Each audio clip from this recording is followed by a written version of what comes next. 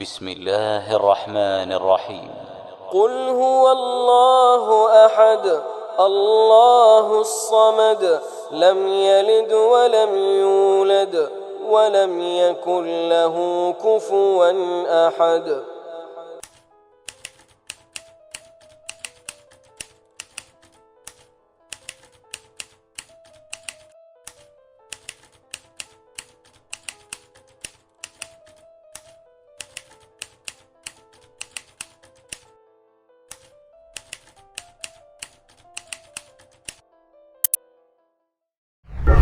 PS loading. Iya, PST loading. PST loading. Iya.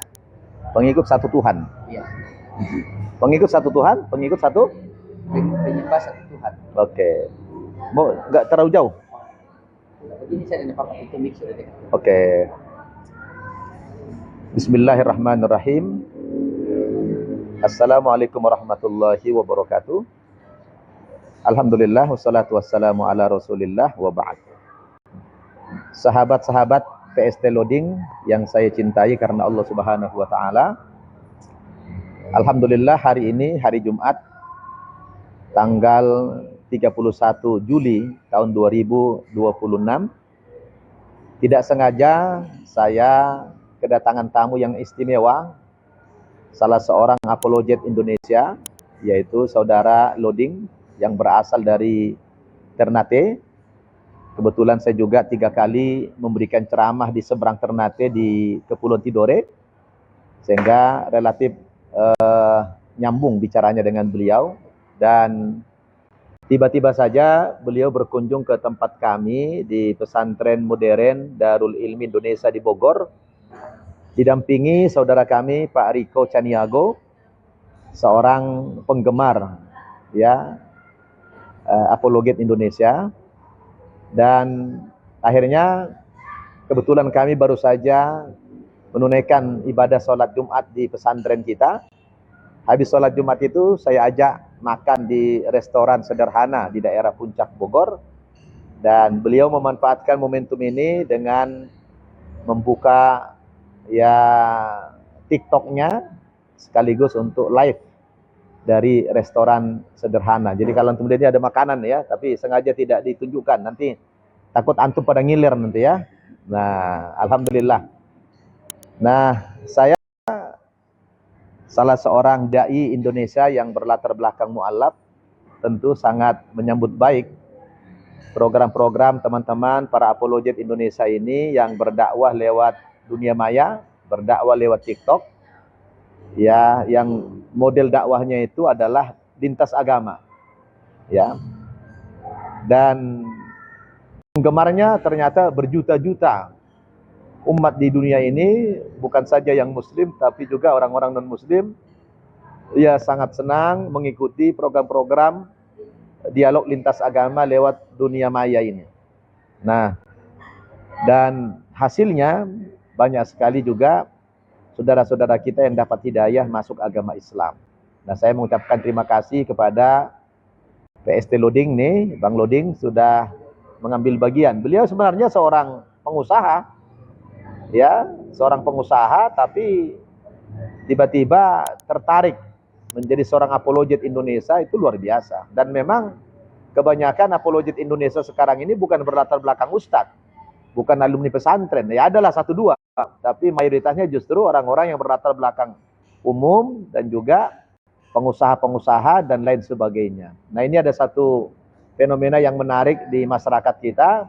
Ya, memang sudah waktunya orang itu mencari agama yang benar. Seiring dengan perkembangan ilmu pengetahuan, perkembangan zaman yang begitu cepat sekali, kalau kita tidak mengikuti ini, tidak menggunakan akal sehat kita, maka kita akan terus menjadi orang yang taklidul a'ma, ya, fanatik buta. Ya, jadi saya menyarankan sudah waktunya sahabat-sahabat semua memang beragama ini dengan mencari, ya, belajar. Bukan hanya orang Kristen, tapi orang Islam juga. Kita jangan bangga dengan Islam turunannya, ya, jangan bangga dengan Islam KTP. Tapi bagaimana kita bisa mengeksplor, bagaimana kita bisa ya menjelaskan tentang Islam ini kepada saudara-saudara kita yang belum beragama Islam. Nah, hanya saja kita dialog lintas agama di dunia maya lewat TikTok ini maupun dengan sarana-sarana yang lain, tetap wajib menjaga kode etik jurnalistik, ya. Karena saya juga mengikuti kadang-kadang sampai kasar-kasar, bahkan arahnya menghujat, menjelek-jelekan, sampai menghina agama lain, itu tidak boleh. Apalagi menghina Tuhan agama lain tidak boleh. Al-Quran dalam surat Al-An'am ayat 108 dengan tegas melarang itu. A'udzubillahi minasyaitonirrajim. Wa la tasubbul ladzina yad'una min dunillah fayasubbullaha adwan bighairi ilm. Jangan kamu hina, jangan kamu ejek Tuhan-Tuhan agama lain, sembahan-sembahan agama lain, ya, dengan cara yang tidak berilmu.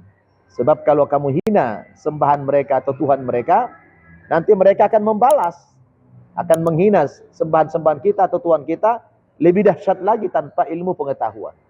Jadi jangan mulai, ya. Nah, kita tetap menjaga kesopanan, kesantunan, bahwa Al-Quran memberikan kita satu metode. Allah mengatakan wala tujadilu ahlal kitabi illa billati hi ahsan. Jangan kamu debat orang-orang non-muslim, terutama orang-orang Nasrani, ya, kecuali dengan cara yang terbaik, kata Allah Subhanahu wa taala. Tidak boleh kita dengan debat kusir, tidak boleh dengan debat yang menghina, yang merendahkan keyakinan orang lain, itu tidak boleh. Semua dijamin dengan dalil-dalil, ya, baik dalil Al-Quran maupun dalil dari Injil ataupun dari kitab suci agama yang lain. Nah, untuk sampai kepada batasan-batasan yang semacam ini, tentu saran saya kepada para pecinta dan pegiat apologet ini, ya, kita jangan merasa puas dengan yang ada. Kita terus menimba ilmu, menambah wawasan kita lagi, terutama ilmu-ilmu keislaman, itu kita harus tambah. Bagaimana kita bisa menjelaskan dari dua perspektif, ya, dari sisi Islamnya, dari sisi Kristennya. Itulah namanya perbandingan. Ya, kalau perbandingan itu ada yang dibandingkan, tidak hanya satu arah. Oleh karena itu, hindari debat kusir, ya. Nah, agar kita tidak terjebak kepada debat-debat kusir ini, tentu ya kita harus menguasai materinya. Jadi bentuknya tematik saja, disampaikan berdasarkan tema-tema tertentu. Buat kesepakatan. Malam ini tema dialog kita adalah seputar ketuhanan misalnya. Besok tentang hukum-hukum. Kita tidak boleh lari pada tema itu. Jadi ada frame-nya, ada batasan-batasan di situ, agar tidak terjadi debat kusir. Dan kalau ada di antara peserta yang, ya, melakukan debat kusir atau mungkin di-cut saja, jangan layani, ya. Jadi teman-teman semua harus serius. Kalau memang sudah menjadi pegiat apologet ini, bekali dirimu dengan bekal ilmu yang memadai, ya, dan sesekali dialognya di dunia nyata, offline, seperti yang saya lakukan selama ini. Sebab saya termasuk orang tidak suka kalau debat di dunia maya, ya. Saya lebih suka yang offline dan ada jamaahnya, ya, ada pesertanya yang mendengarkan dari dua belah pihak. Kan itu menarik. Nah, itu yang kami lakukan dulu-dulu. Alhamdulillah, ya, kami orang yang pertama mengadakan dialog lintas agama di Indonesia ini dulu, ya. Ya, yaitu dulu debat Murtadin dan Mu'alaf tahun 2004. Nah, itu yang membuat viral dulu dan akhirnya menginspirasi teman-teman semuanya. Alhamdulillah kita sering debat lintas agama dengan pendeta-pendeta gitu, tapi kita tetap saling menghargai, tidak saling mengejek. Nah, jadi sekali lagi saya bangga, bersyukur, turut bahagia kepada teman-teman yang menggeluti dunia dialog ini atau apologet ini. Yang penting antum terus update, diupdate dan diupgrade juga kemampuannya, supaya misi-misi kita tersampaikan kepada orang lain. Itulah dakwah. Dakwah itu kan mengajak, menyeru, mengundang orang kepada Islam. Tentu dengan cara-cara yang elegan, cara-cara yang bijaksana, cara-cara yang berhikmah. Yang Allah katakan dalam Al-Quran itu, ud'u ila sabili rabbika bil hikmati wal mau'izatil hasanati wajadilhum billati hi ahsan. Ajaklah, undanglah manusia kepada Islam ini untuk beriman kepada Allah dengan 3 cara. Cara yang pertama itu adalah bil hikmah. Bil hikmah itu apa? Dengan ilmu, ya, dengan ilmu, dengan pemahaman, dengan konsep, dengan hujah-hujah yang nyata, dengan dalil, bukan dengan ya hinaan. Yang kedua, wal mau'izatil hasanah, dengan memberikan satu pelajaran yang mudah dipahami, mudah dicerna. Menyederhanakan konsep. Jangan bikin orang ribet. Karena konsep Islam itu yassiru wala tu'assiru. Mudahkan urusan orang, jangan bikin sulit. Basyiru wala tunaffiru. Gembirakan orang, jangan kamu takut-takuti. Itu prinsip dakwah dalam Islam ini. Dakwah itu mengajak, jangan sampai kesannya mengejek. Dakwah itu membina, jangan sampai menghina. Dakwah itu menyentuh, jangan sampai menyinggung. Dakwah itu mengajar, jangan sampai kesannya menghajar. Ya. Dakwah itu membentuk, jangan sampai membentak. Nah, jadi pola dakwah yang semacam ini yang dibutuhkan di masyarakat. Sehingga dengan cara antum ini, kalau ada 1 orang saja masuk Islam, antum menjadi sebab, apa kata Nabi? La ayyahdiyaka-Allahu bika rajulan wahida khairul laka min khumrin na'am. Dalam hadis lain, khairul laka minad dunya wa ma fiha. Kalau lewat perantaraanmu ada orang masuk Islam, Anda menjadi perantara, Anda menjadi sebab masuk Islam, maka itu nilainya, kata Nabi, lebih baik bagimu daripada dunia dan segala isinya. Alhamdulillah saya sudah praktikkan ini. Dengan kegiatan-kegiatan dialog lintas agama ini, kita menjadi saya sendiri bisa diundang ceramah ke 4 benua. Setiap tahun ceramah ke Amerika, ke Eropa, kemana-mana. Ini berkat ilmu-ilmu begini nih. Dengan berkat ilmu-ilmu perbandingan agama, ilmu-ilmu kristologi, ya, itu bisa terbang kita kemana-mana ceramah. Karena yang menyenangi materi-materi begini, masyarakat dunia itu suka. Tapi dengan catatan, kita menyuguhkan materi-materi itu yang betul-betul bermanfaat. Ya, dari 2 belah pihak itu. Tidak menyinggung orang lain. Sehingga orang bisa menikmati materi kita. Ya. Karena cari lawan gampang. Ya kan? Cari lawan itu gampang sekali. Kalau istilah Prabowo, ya, 1000 teman itu terlalu sedikit. Dan 1 lawan terlalu banyak. Ya kan? Nah, jadi kita dalam berdebat ini bukan cari lawan. Bagaimana kita bisa menanamkan pengaruh agama kita kepada orang lain. Menjelaskan agama kita kepada orang lain. Ya. Dan tidak ada pemaksaan. Karena Islam ini agama yang toleran. Allah mengatakan la ikraha fid din, qad tabayyana rusdu minal ghayy. Tidak ada paksaan dalam beragama. Karena sudah nyata perbedaan mana agama yang benar, mana agama yang tidak benar. Jelas kok di situ. Jadi jelaskan Islam ini dengan jujur, tidak mengada-ngada, supaya orang-orang non-muslim bisa mendapatkan manfaat. Paling tidak dia tahu, kalaupun belum ada hidayah. Sebab orang pindah agama itu kan bukan seperti ganti baju. Kita bosan pakai baju ini, ganti dengan baju yang lain itu gampang-gampang saja. Tetapi kita soal agama ini soal hati, soal hidayah. Kalau ada petunjuk dari Allah, Allah mengatakan apa? Yudillu may yasha wa yahdi may yasha. Allah sesatkan orang yang dikehendaki, pun diberikan petunjuk orang-orang yang dikehendaki. Walau syaa rabbuka la amana man fil ardi kulluhum jami'an. Afa anta tukrihun nasa hatta yakunu mu'minin. Kalau Allah mau, bisa saja seluruh umat manusia dijadikan beriman semuanya. Bisa kalau Allah mau. Tapi Allah tidak mau. Allah memberikan kebebasan.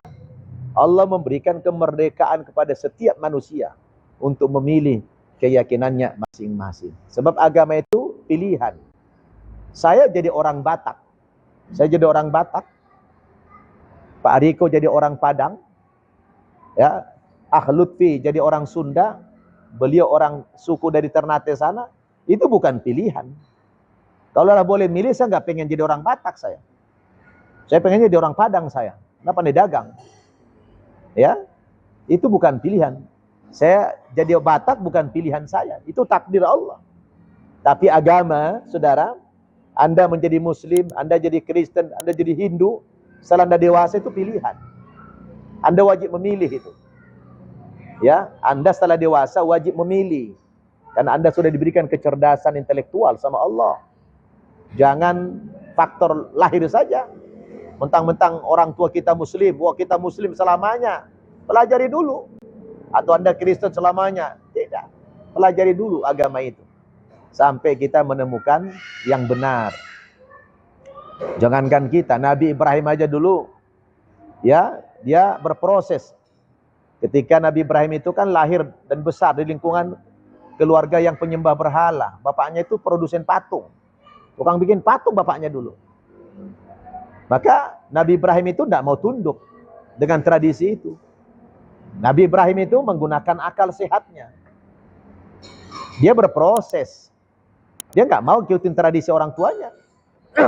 Maka ketika Nabi Ibrahim itu sudah dewasa, apa? Dia gunakan akalnya, dia lakukan apa? Observasi alam. Malam-malam, falamma janna alaihi lail, ketika malam sudah tiba, dia melihat ke atas, ro'a kaukaba. Dia melihat bintang. Ketika dia melihat bintang, persepsi dia, qala hadza rabbi. Wah, kayaknya jangan-jangan ini Tuhan ini. Karena ciri-ciri Tuhan itu memberikan cahaya. Lalu dia terus dipandangin itu bintang. Falamma afala, ketika bintang itu tenggelam, qala la uhibbul afilin. Saya tidak suka dengan Tuhan yang tenggelam. Tuhan itu tidak boleh tenggelam. Begitu tenggelam ini bintang, falamma ra'al qamara bazigan. Tidak lama dia melihat bulan purnama muncul. Ketika dia melihat bulan purnama yang jauh lebih terang, lebih bercahaya, qala hadza rabbi. Spontan dia, kalau ini benar-benar Tuhan nih. Kenapa? Ini lebih besar daripada bulan bintang tadi. Falamma fala, ketika bulan purnama juga tenggelam, wah dia juga merasa ini bukan Tuhan. Besok pagi, falamma ra'a syamsa bazighatan qala hadza rabbi hadza akbar. Di pagi hari ketika matahari sudah terbit, dia melihat, wah ini Tuhan ini. Kenapa? Matahari lebih bersinar daripada bulan dan menyinari alam semesta ini. Maka dia katakan, hadza rabbi, ini Tuhanku. Hadza akbar, ini lebih besar. Tapi falamma afalat, ketika matahari juga tenggelam, dia merasa belum menemukan Tuhan yang sebenarnya. Akhirnya apa dia bilang? Inni wajjahtu wajhiyya lilladzi fatara samawati wal ardu hanifa wa ma kana minal musyrikin. Saya sekarang menyerahkan seluruh hidupku dan matiku kepada Allah, Tuhan yang menciptakan langit dan bumi ini, dan saya sekali-kali bukan termasuk orang-orang yang musyrik. Nah, sampailah kemudian Allah baru, ketika Nabi Ibrahim itu sudah mencari Tuhan, barulah Allah mengenalkan dirinya kepada Ibrahim. Kata Allah, innani anallah, sesungguhnya akulah Allah, la ilaha illa ana, tidak ada Tuhan yang lain kecuali aku. Fa'budni, maka sembah kamulah aku. Wa aqimis sholata lidzikri, dan dirikan salat untuk mengingat aku. Lalu maka ketika Ibrahim sudah mengenal Tuhannya, wah, tingkat kefanatikan Ibrahim itu luar biasa, Bang Luding. Fanatik banget dia. Karena dia beragama mencari, bukan ujuk-ujuk dapat. Dia fanatiknya luar biasa. Dan anti kepada kemusyrikan. Maka suatu hari Nabi Ibrahim diminta jualan sama ayahnya. Buka toko, jaga toko. Tokonya apa saudara? Toko patung. Isi toko itu patung semua. Ayahnya minta tolong, dia yang jadi jaga toko itu. Dengan harapan, Ibrahim seorang anak muda yang cerdas, ganteng, pemberani, jujur, terkenal. Wah, nanti kalau anakku yang jaga ini pasti laris manis nih. Ya namanya anak dia patung. Pagi-pagi Ibrahim pergi ke pasar, dia bukalah toko ini, showroom patung semua itu. Tidak lama datanglah pembeli. Begitu datang pembeli, Bukannya dia jual ini patung. Setiap datang pembeli dia tanya, dia doktrin. Saudara, kamu beli apa? Dia bilang mau beli patung. Ngomong-ngomong ini patung kamu apain sih sebenarnya? Ya kami sembah lah. Kami jadikan Tuhan. Ini kan Tuhan kami. Saudara, apakah Anda tidak mikir? Kemana akal sehat Anda? Ini kan patung kan terbuat dari benda mati. Ini nggak ada nyawanya, nggak bisa bergerak ini, nggak bisa bicara ini. Ini kamu jadikan Tuhan. Coba Anda pikir aja deh. Wah, akhirnya didoktrin itu pembeli, nggak jadi beli. Baru inilah namanya pedagang, disuruh jualan, bukannya menjual. Dia malah dihalangi orang beli jualannya. Ini menarik Nabi Ibrahim ini. Iya kan? Dia halangi orang membeli patung itu. Karena dia tidak mau, dia bukan cari harta, dia bukan cari keuntungan dunia. Dia tidak mau ada manusia terjebak kepada kemusyrikan itu, menyembah berhala. Maka satu pun patungnya tidak ada yang laku. Ayahnya sudah berharap-harap tadinya, ya, akan dapat keuntungan yang besar, ternyata satu pun tidak laku. Kenapa? Karena jiwa kefanatikan Ibrahim itu muncul. Ya, jiwa kenabiannya muncul. Dia tidak mau terjebak umatnya kepada penyembah berhala itu. Biar enggak usah laku dagangannya, enggak apa-apa. Dia enggak butuh duit. Tapi jangan sampai ada umat dia yang terjebak kepada penyembah berhala itu. Nah, jadi inilah saudara-saudara perlu kita sampaikan kepada umat, ya. Antum kalau menjelaskan dengan cara ilmiah, dengan hujah-hujah yang nyata, saya yakin saudara-saudara kita yang belum mengenal Islam ini akan tertarik ingin mengenal Islam lebih jauh lagi, insyaallah ya.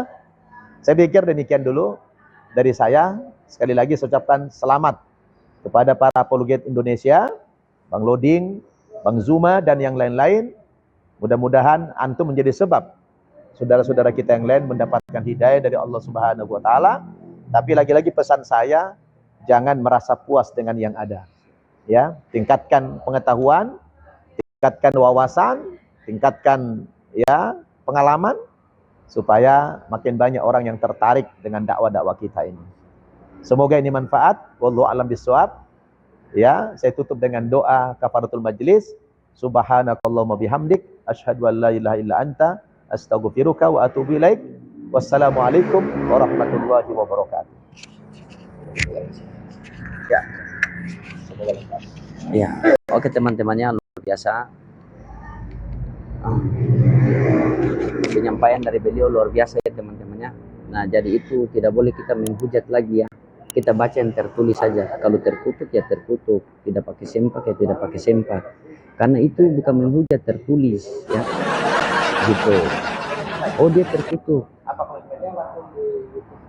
Langsung di YouTube. Ada yang komen tadi Ustadz. Jadi ada yang komen tadi, saya selalu nonton ceramah Ustadz di YouTube. Alhamdulillah dia dapat hidayah. Dia syahadat karena nonton ceramah Ustadz. Alhamdulillah. Dan yang kedua, netizen saya mengatakan penghujatan itu seperti apa? Kalau misalnya dari pihak mereka yang menghujat, kita bagaimana?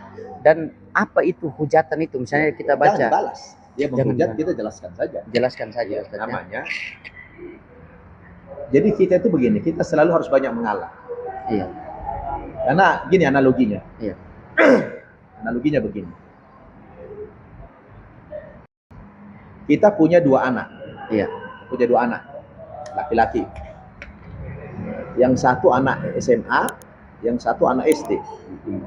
Dua anak kita, anak kandung kita ini. Yang satu SMA, satu SD. Mereka bermain-main, kakak beradik. Entah dengan sebab apa, ya. Mungkin si adik ini marah sama kakaknya, dipukul itu kakak sama si adik ini. Iya. Ya, bercanda-bercanda dipukul. Kan anak SD kan tenaganya tidak begitu kuat. Yang mukul mulai siapa? Adiknya kan? Adiknya. Oleh abangnya dibalas. Taulah anak SMA. Balasannya lebih dahsyat lagi. Oh iya, paham. Paham. Iya, paham saya Masya Allah. Menjeritlah si anak ini. Anak tadi menjerit, adiknya menjerit. Dia kedengaran ayahnya. Pertanyaan saya, yang dimarahi orang tua siapa? Kakak. Yang cari gara-gara siapa? Adik. Iya, paham. Ya kan? Iya paham. Yang cari masalah duluan siapa? Asik. Adik. Yang mukul duluan siapa? Kan adik. Iya, teman-teman. Nah, tapi yang disalahkan orang tua siapa? Si abang. Kenapa? Karena si abang ini kan udah dewasa, akalnya sudah sehat, udah lebih. Yo mengalah kan gitu. Nah, kita begitulah dengan orang non muslim. Siap. Nah, kita mengalah. Kalau dia menghujat kita itu tidak otomatis kita membalas dengan hujatan. Dan begini Ustaz, rata-rata kita Islam itu kita tidak menghujat, kita hanya membaca yang tertulis, tapi mereka bilang menghujat. Contoh di Galatia 3:13, kan kita bertanya, apakah itu dia terkutuk? Karena tertulis misalnya loading menjadi polisi, berarti loading polisi. Kristus menjadi kutuk. Nah kita bertanya, apakah Tuhanmu terkutuk? Nah itu dia langsung menghujat kita. Padahal kan kita bertanya. Itu biasa saya dapat Ustaz. Gitu. Iya. Oleh karena itu, dalil-dalil juga yang kita pilih, kita sortir. Ya. Jangan mengangkat dalil yang kira-kira membuat mereka marah. Nah, itulah metodologi. Carilah dalil-dalil yang menyejukkan, yang membuat mereka tidak terpancing marah. Nah, kalau kita memilih dalil-dalil yang seperti itu, wajar kalau dia menyerang kita. Iya betul. Tapi kalau kita pilih dalil-dalil, misalnya bagaimana pandangan Islam tentang Nabi Isa, bagaimana pandangan mereka tentang Nabi Muhammad, itu kan dalilnya sejuk-sejuk. Bagaimana konsep Tuhan, bagaimana tentang babi, bagaimana tentang khitan, bagaimana tentang kitab suci. Jadi kalau kita mencari dalil-dalil Tuhan kamu terkutuk apa semua itu wajar kalau kemudian dia akan menyerang gitu kan. Nah, jadi kalau saya pribadi tidak mau terjebak kepada hal-hal begitu. Saya selalu memilih ayat-ayat, dalil-dalil yang kira-kira mendidik, memberikan satu manfaat, pelajaran kepada mereka. Nah, misalnya tentang konsep mereka kasih sayang. Iya. Ajaran kasih. Ajaran kasih. Kasihilah sesamamu seperti dirimu sendiri. Nah, oke, itu kan secara teori. Islam menjelaskan konsep kasih sayang itu secara terlalu detail dan prakteknya betul. Apa kata Quran? Ara'aital ladzi yukadzibu biddin. Tahu enggak kalian siapa itu pendusta agama? Pendusta agama itu bukan orang yang tidak sholat, bukan orang yang tidak pergi haji. Pendusta agama itu kata Allah, fadzalikal ladzi yad'ul yatim. Orang yang menghardik, menyakiti anak yatim. Wala yahuddu ala tu'amil miskin. Pendusta agama tidak memberi makan orang-orang miskin. Orang kelaparan dia tidak peduli. Nah, jadi konsep kasih sayang dalam Islam lebih real. Maka dalam Islam wajib membayar zakat. Nah, ancamannya pendusta agama kalau tidak peduli. Ini lebih real. Kalian mana? Nah, kan gitu. Nah, jadi kita angkat tema-tema yang kira-kira tidak memancing keributan, tidak memancing suasana gaduh, tidak saling menghujat, tidak membuat mereka panas. Nah, itu sebenarnya kan trik, iya. metodologi namanya kan. Nah, karena dakwah itu, karena Allah katakan, "Fabima rahmatin minallahi lintalahum, walau kunta faddan ghalidhal qalbi lan faddu min hawlik." Dikarenakan rahmat dari Allah lah kepadamu Muhammad, sehingga engkau bisa berlemah lembut. Seandainya kau bertutur kata yang kasar dan berhati yang keras, lan faddu min haulik, niscaya orang-orang kau dakwah akan lari meninggalkan dakwahmu, kata Allah Subhanahu wa taala. Jadi ciri Nabi Muhammad itu lemah lembut, dia santun, ya kan? Nah, jadi menurut tema saya itu yang perlu tema-tema yang begini yang kita angkat. Nah, hindari tema-tema yang memang akan memancing kemarahan itu. Jangan dipancing. Nah, kalau biasa tema saya itu keselamatan Islam dan Kristen. Setelah naik saya bilang silakan ceritakan bagaimana konsep keselamatan kalian. Tapi tiba-tiba dia cerita Tuhan dibunuh. Bagaimana bisa selamat kalau itu? Nah, saya ceritakan saya berikan Quran surah Fussilat ayat 30, jaminan surga ketika kita istiqomah mengatakan bahwa Tuhan itu Allah. Nah, berikan. Terkadang saya compare Ustaz, dari Yohanes 17:3 satu-satunya kan begitu, sama misalnya Ulangan 6 nomor 4, sama Markus 12:29, sama Al-Ikhlas ayat 1. Jadi memberikan penjelasan kepada mereka bahwa seluruh para utusan Tuhan itu adalah juru selamat bagi umatnya dan bagi kaumnya. Seandainya kita ini hidup di zaman Musa, maka satu-satunya jalan dan keselamatan itu harus mengikuti Musa. Kalau kita, itu pun kalau kita Bani Israel. Kalau kita bukan Bani Israel, ada yang bertanya, kalau kita bukan Bani Israel tapi hidup di zaman Musa bagaimana? Di dalam Al-Quran Allah sudah katakan, Allah tidak akan mengajak orang sebelum diutus kepadanya seorang nabi. Atau bagaimana? Wa ma kunna mu'adzibina hatta nab'atha rasulah. Kami tidak akan mengazab satu kaum sampai datang kepada mereka utusan Allah berdakwah. Nah, itulah tugas kita. Kita ini sekarang menjadi perwakilan nabi. Nabinya sudah wafat. Ya, la nabiyya wala rasula ba'da. Tidak ada nabi, tidak ada rasul lagi yang muncul sudah beliau. Maka yang melanjutkan estafet dakwah ini adalah kita umatnya. Nah, maka dakwah Nabi paling banyak bukan ngomong. Nabi dakwahnya itu 99%-nya itu dengan perbuatan, dakwah bil hal. Dakwah dengan akhlak. Innama bu'itsu li utammima makarimal akhlak. Sesungguhnya aku diutus oleh Allah dalam rangka menyempurnakan akhlak. Jadi Nabi itu terjebak perang sampai 17 kali itu karena memang sudah membela diri. Nah, jadi perang fisik itu dibenarkan dalam Islam dan Nabi praktek kalau sudah kepepet. Nah, kalau udah kepepet kan nggak mungkin dia tidak melawan.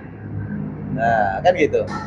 Jadi wa qatilu fi sabilillahi alladziina yuqatilunakum wa la ta'tadu innallaha la yuhibbul mu'tadin. Perangilah di jalan Allah. Siapa yang kamu perangi? Orang-orang yang memerangi kamu. Jadi itu namanya defense. Tidak ofensif kita. Kita membela diri. Membela diri. Nah, kalaupun musuh sudah tertangkap dan sudah dibunuh, wala ta'tadu. Jangan kamu melampaui batas kata Allah. Sampai kamu cincang-cincang tubuhnya, kemudian dikasih makan anjing, hatinya diambil dimakan manusia. Jangan. Innallaha la yuhibbul mu'tadin. Allah tidak suka kepada orang yang melampaui batas. Nah, jadi Islam itu semua ada rambu-rambunya. Ada tuntunan dalam Islam itu. Ya. Itulah yang tidak ada kita dapatkan di agama yang dulu. Nah, ya. Nah, saya sebagai mantan Kristen, tentu saya harus bisa mengcompare itu. Ada muqaranah namanya, ada perbandingan. Ya. Jadi kalau di Islam itu penuh dengan dalil. Ada Quran, ada sunnah hadis, ada sejarah, tarikh namanya, atau sirah. Waduh, subhanallah ya. Jadi kita kaya referensi kalau dalam Islam itu. Maka teman-teman, ikutilah dialog lintas agama yang semacam ini, tapi jaga etika jurnalistiknya, ya. Jangan sampai saling merendahkan, saling menghina satu dengan yang lain. Sebab agama itu sensitif, ya. Agama jauh lebih penting daripada makan, lebih penting daripada pakaian, lebih penting daripada pekerjaan. Agama itu kedudukannya peringkat kedua sesudah nyawa kita. Nomor 1 nyawa, nomor 2 keyakinan atau agama, ya. Kerja, makan itu nomor sekian itu. Ini yang paling penting dulu. Maka kalau sudah agama disinggung, ya biar dia nggak sholat, nah celuri sampai nanti katanya kan. Betul, itu terjadi. Kalau sudah agama disinggung, luar biasa. Ya. Itulah nasihat Ustaz kita ya, tuan guru kita Ustaz Nababan teman-temannya, begitu. Jadi kita diperintahkan perangi kepada orang-orang yang memerangi kita teman-teman. Ya. Jadi tetap semangat, kita doakan agar tetap istiqomah. Ya semuanya teman-teman ya. Insyaallah.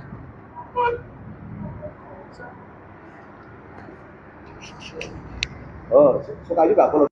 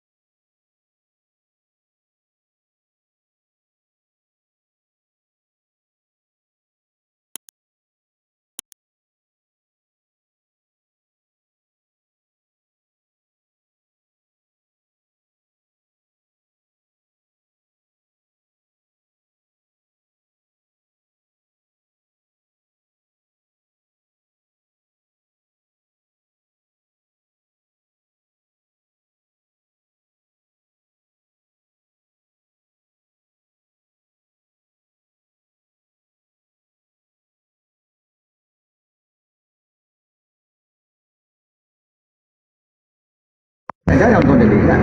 Iya, dia nonton sih. Halo, Uni. Kalau misalnya Uni Ustadz Nababan mau ngobrol. Iya, iya.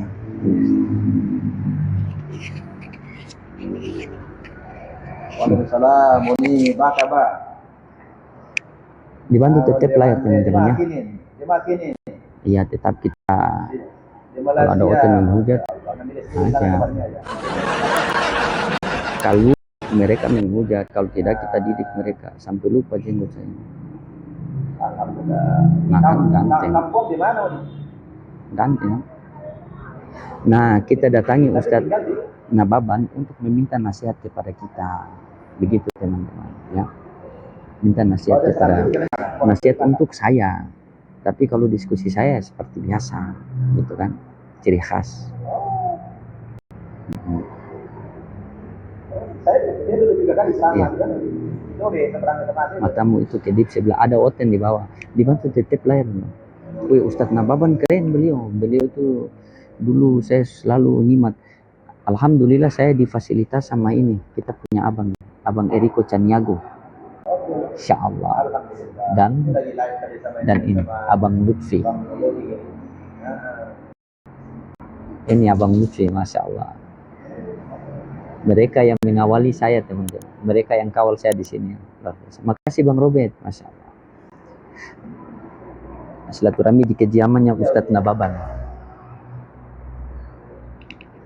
Untuk. Wah enak loh dimakannya. Iya. Ada Oten yang mau naik terapi? Pasien selanjutnya. Makasih Bang Edi. Silakan Oten.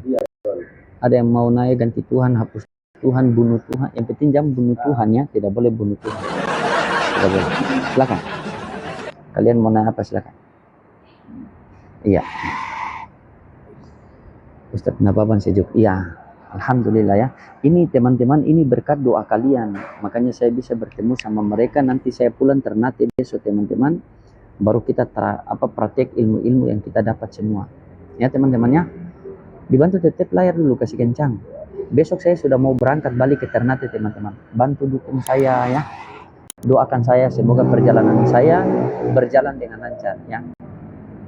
Ya, itu. Oke.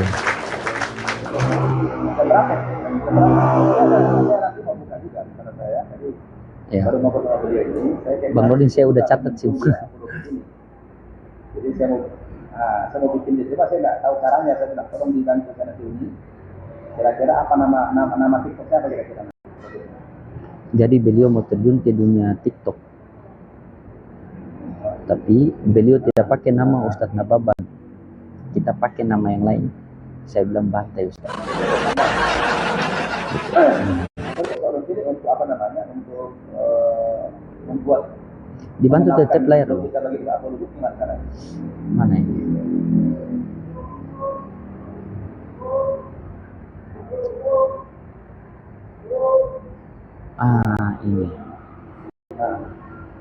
Saya punya apa dia naik. Saya untuk memulai, itu untuk memulai kelamaan kalau jadi sekarang memulai saya.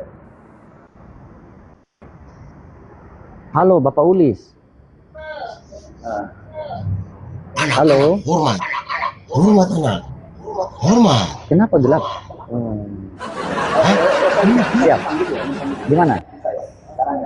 Baik, Bapak Ulis gimana siap? Tante Baban main TikTok pas aku nih, saya mau ikut curi-curi ilmunya. Mau syahadat? Kapan? Sekarang? Jangan dengar penonton, jangan keras-keras.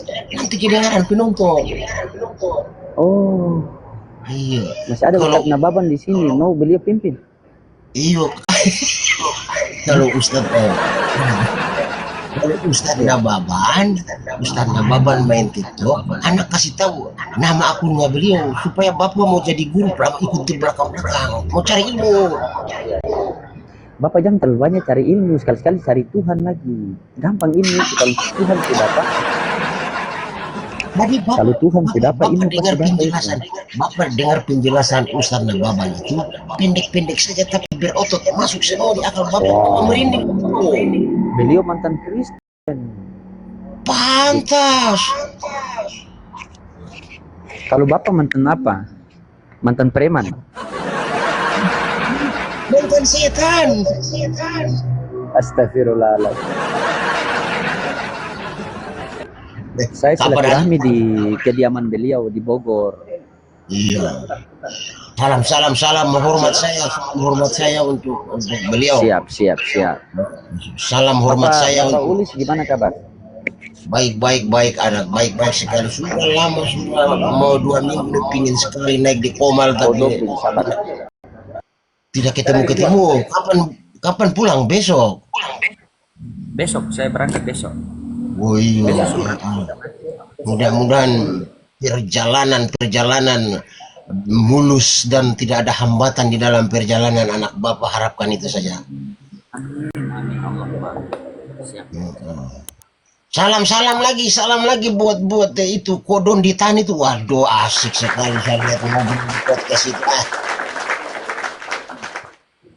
Bukan Kodonditan ini Ustadz Nababan, Kodonditan tadi semalam.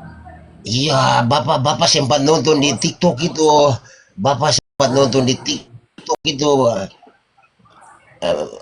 Di podcastnya Kodon Ditan itu, anak sama Kodon Ditan lagi ngomong toh.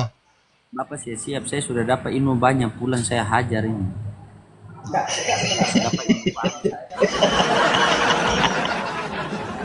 Ini bukan Berarti ini bukan stereo pakai pion lagi. Memang langsung saya tutup catur ini.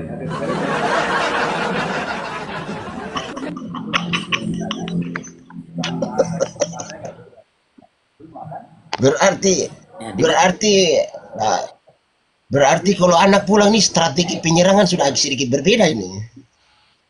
Oh sudah, biasa serang dari depan, ini serang dari belakang, samping, atas, bawah semua langsung.